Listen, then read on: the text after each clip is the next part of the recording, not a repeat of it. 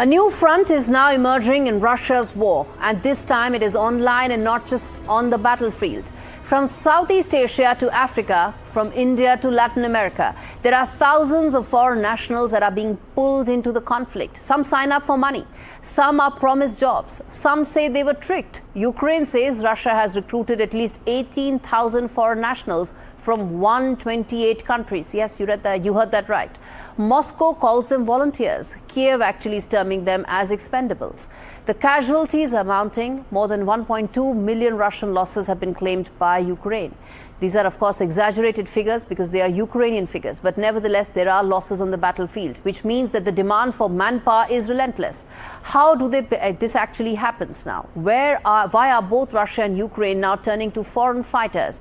Who is paying the human price? This report decodes all this and much more for you.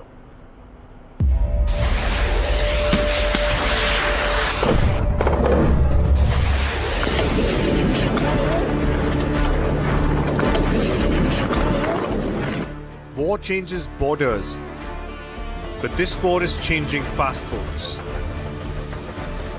When Russia invaded Ukraine in 2022, both sides needed men and fast.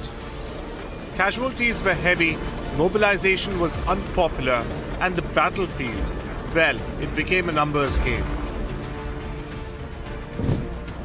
Ukraine created an international legion, openly recruiting volunteers with pay and, in some cases, a path to citizenship.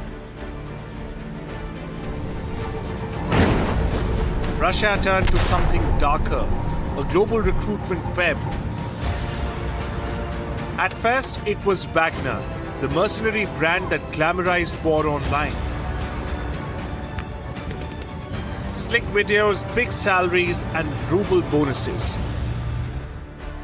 By 2025, President Vladimir Putin signed a decree formally allowing foreigners to serve during mobilization. The pitch was simple: up to $20,000 sign-on bonuses, monthly pay around $2,000 or more, fast-track citizenship.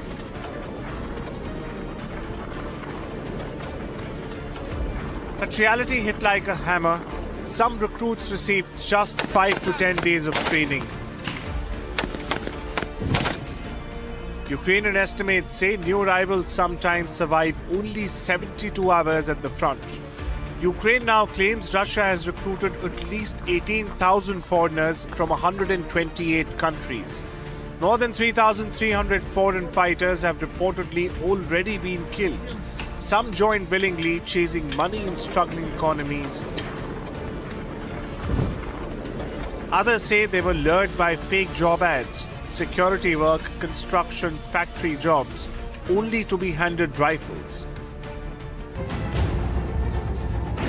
Russia's strategy is attritional. Wave after wave of infantry assaults. NATO estimates suggest Russia is losing 20 to 25,000 troops a month. 2 armies, 2 recruitment models, and in villages thousands of miles away. Families are learning the cost of a war they never chose in the first place. Bureau Report, NDTV World.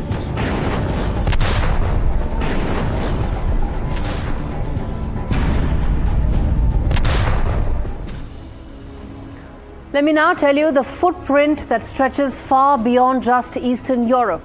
Ukraine says at least 18,000 foreign nationals from 28 countries have fought for Russia. Some nations have actually repatriated citizens. Others are still searching for the missing. Let's now break that down for you country-wise. First and foremost, Nepal, anywhere between 14 to 15,000 people have actually been recruited. This could be through a multiple network of agents, all of which then ensure that finally people land on the battlefield, a battle that they are fighting that is not even theirs. North Korea, 12,000 troops. This is also part of the deal that took place between Russia and North Korea, by which Pyongyang is providing its troops. Next is African nations, where about 1,400 plus recruits have been made to the Russia-Ukraine war. The numbers are smaller for some of the other countries. India, it stands, the number that we know is 200, a little over 200. For China, we don't have the exact number. It is said to be in a few hundreds as well. For Kenya, it's about 200. We're mentioning that separate over and above some of the other African countries. In Cuba and Colombia, numbers are actually rising because now agents have identified this as key catchment areas for further recruits. Lastly, Central Asia also, several hundred people have been reported to have been recruited by the agents to take part in a war that is not theirs. And that is the big question.